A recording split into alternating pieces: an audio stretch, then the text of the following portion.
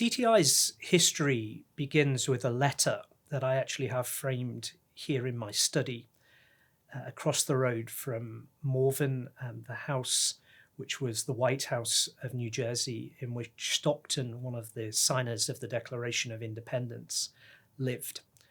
The letter that I have up on my wall is a letter from Robert Oppenheimer, famous for the Manhattan Project and also famous as the director of the Institute for Advanced Studies. It's a letter from Oppenheimer to one of the greatest theologians and ethicists of his age and generation, Reinhold Niebuhr.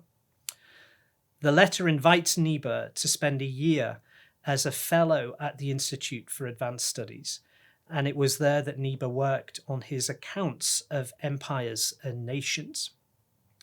Oppenheimer believed that there was a need for theology, philosophy, and ethics to keep pace with technology and science as we went through the revolutions in science and technology in the 20th century. There needed, he believed, to be handrails to help us from descending into a situation of a nuclear stalemate, a situation of vast despair. As a result, Oppenheimer understood that it was important to involve theologians in discourse across disciplines, and therefore invited Niebuhr as a theologian to the Institute for Advanced Study. The fact that this invitation took place at the end of the 1950s is really significant, because at that time there was a new young president arriving at Princeton Seminary, James McCord. McCord would go on to be the founder of the Center for Theological Inquiry and receive the Templeton Prize, the theological equivalent of a Nobel, for the activity of founding this institution. McCord realized as well that there was an absolutely essential need for theology to keep pace with advances in other areas of academic discourse. He realized that science, technology, social sciences, the humanities were increasing the intensity and depth of their research at pace, and theology was sadly falling behind. McCord dreamed of a situation in which there could be a parallel institution to the center, to the Institute for Advanced Studies, where theology could be pursued at the highest academic levels in discourse with and in engagement and dialogue with the very best academics from other academic areas of inquiry as well.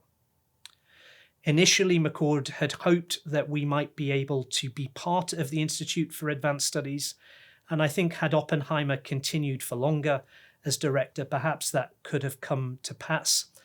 However, that reality never was realized, and as a result, McCord recognized that he would need to found a parallel institution on a much more humble and smaller scale, and he founded, therefore, the Center for Theological Inquiry in 1978 to be a center dedicated for advanced theological research in dialogue with other religions and other academic disciplines.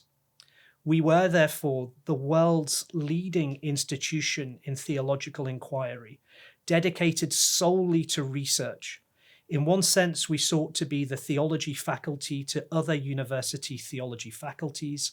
We sought to be the theological seminary to other theological seminaries, to be a place where theology could be pursued without the pressures of normal academic life, of teaching and of administration. We were founded to be a place where theology could be pursued across boundaries of disciplines, of traditions, of faith commitments, of theological positions, and to be a place where it was possible for theology to enter into dialogue with the other great institutions of learning here in this city and town, the University of Princeton and the Institute for Advanced Studies. What McCord had hoped was to found an institution that would work at the same level of academic excellence as the Institute for Advanced Study, which had famously attracted Einstein amongst its faculty. We were to be to theology what the Institute for Advanced Studies had already become to mathematics.